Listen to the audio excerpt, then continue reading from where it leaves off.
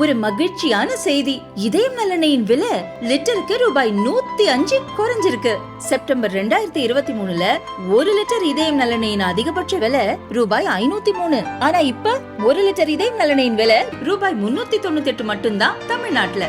அப்ப இனிமே எல்லாரும் இதயம் நல்லெண்ணெய் வாங்கலாம் இல்ல? நம்ம அல்ட்ராவோட எல்லா தயாரிப்புகளுமே ஆரோக்கியமான ஃபுட் கிரேட் ஸ்டெயின்லெஸ் ஸ்டீலால் தயாரிக்கப்பட்டது.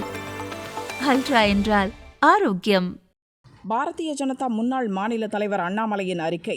திருச்சி உறையூரில் மாநகராட்சி சார்பாக விநியோகிக்கப்படும் குடிநீரில் கழிவுநீர் கலந்ததால் 4 வயது பெண் குழந்தை உட்பட 3 உயிர்கள் பலியாகி இருக்கும் செய்தி மிகுந்த அதிர்ச்சி அளிக்கும். பலர் மருத்துவமனையில் சிகிச்சை பெற்று வருவதாக தெரிகிறது. குடிநீரில் கழிவுநீர் கலந்து வருவதாக கடந்த சில நாட்களாகவே பொதுமக்கள் புகார் அளித்த நிலையில் கவுன்சிலர், மாநகராட்சி அதிகாரிகள் உட்பட யாருமே நடவடிக்கை எடுக்கவில்லை என மக்கள் குற்றம் சாட்டுகின்றனர். தவறு செய்தவர்கள் மீது நடவடிக்கை எடுக்காமல் குற்றங்களை மூடி மறைக்கும் திமுக அரசின் போக்கு இப்போதும் தொடர்கிறது. சென்னை பல்லாவரத்திலும் இதுபோலவே குடிநீரில் கழிவுநீர் கலந்ததால் 3 உயிர்கள் பறிபோயின. அப்போதும் குடிநீரில் கழிவுநீர் கலக்கவில்லை என்று கூறிய திமுக அரசு அதற்கான பரிசோதனை அறிக்கையை வெளியிடாமல் ஓடி ஒளிந்து கொண்டது. இப்போதும் அதே கதையை முன்வைக்கிறது. மக்கள் உயிர் என்ன உங்களுக்கு அத்தனை மலிவாகிவிட்டதா?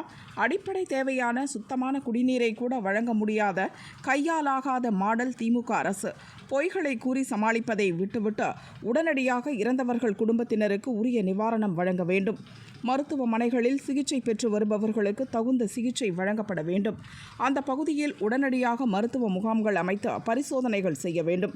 இதுபோன்ற துயர சம்பவங்கள் மேலும் நடைபெறாமல் தடுக்க நடவடிக்கைகள் எடுக்க வேண்டும் என வலியுறுத்தியுள்ளார்.